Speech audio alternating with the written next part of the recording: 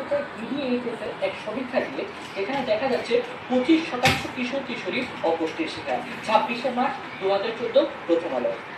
জাতিসংঘের বিশ্ব খাদ্য কর্মসূচি এবং বাংলাদেশ সরকার এক যৌথ সমীক্ষায় দেখায় 87% মানুষ পুষ্টিহীন অসচেতনতাজনিত এবং মাত্র 13% মানুষ পুষ্টিহীন দারিদ্র্যের কারণে। 6 ডিসেম্বর 2019 প্রথম আলো। আমেরিকার মনস্তত্ত্ববিদ আব্রাহাম মাসলো বলেন, একজন মানুষকে পরিবর্তন করার জন্য তার সচেতন হওয়া প্রয়োজন। এত সব তথ্য উৎপাদ্য যুক্তি তর্ক মন্তব্য এর উপর ভিত্তি করে আজকের বিষয় শিশু কিশোরদের পুষ্টিহীনতার জন্য দারিদ্র নয় অসচেতনতাই দায়ী এর পক্ষে কথা বলছি। মাননীয় সভাপতি, উনি দারিদ্র্যের বিষয় বারবার বলতে চেয়েছেন, উনি অশিক্ষার বিষয়টি বারবার বলতে চেয়েছেন। একটা মানুষ দরিদ্র, একটা মানুষ কেন দরিদ্র আমরা কি এটা দেখতে চেয়েছি? একটা মানুষ সে তার মৌলিক অধিকার পাচ্ছে না, সে কেন মৌলিক অধিকার পাচ্ছে না? কারণ সে তার অধিকার সম্পর্কে অসচেতন, সমাজ তার অধিকার সম্পর্কে অসচেতন, প্রশাসন তার অধিকার সম্পর্কে অসচেতন। রোহিঙ্গা ক্যাম্পের কথা বলা হয়েছে, ফিলিস্তিনের কথাটি তুলে ধরা হয়েছে। আমি ইংলিশে একটি কথা বলতে চাই, exception can be an example.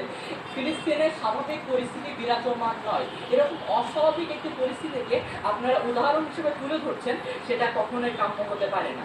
আপনারা প্রত্যয়ই যত সমস্যা, আমি প্রমাণ করে দিতে চাই যে দারিদ্র কোথা থেকে আসে, অশিক্ষা কোথা থেকে আসে। আমি বলে গেলাম দারিদ্র আসে অসচেতনতা থেকে এবং অশিক্ষাও আসে অসচেতনতা থেকে। উন্নত দেশের পুষ্টিহীনতার একটা দৃশ্য তুলে ধরবো। যুক্তরাষ্ট্রে 70% শিশু অবেসিটিতে ভুগছে। যুক্তরাজ্যে 312 জন শিশু হাসপাতালে ভর্তি হয়েছে 2022 থেকে 2023 সালের এপ্রিল মাস পর্যন্ত, দ্য টাইমস। অস্ট্রেলিয়ায় 25% শিশু অপুষ্টির শিকার, যা স্বীকার করছে স্বয়ং AIHW। এইসব দেশে আর যাই হোক, আপনার নিশ্চয় অশিক্ষা এবং দারিদ্র্যকে দোষারোপ করে যাবেন না। পুষ্টি সচেতনতা বৃদ্ধির লক্ষ্যে সরকারি এবং বেসরকারি বিভিন্ন উদ্যোগ নেওয়া হয়েছে।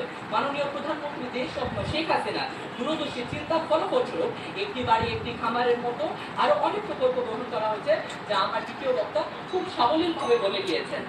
পুষ্টি সচেতনতা বৃদ্ধির লক্ষ্যে উন্নত দেশগুলো $19.6 বিলিয়ন বিনিয়োগ করতে চেয়েছে N4G এর মতে।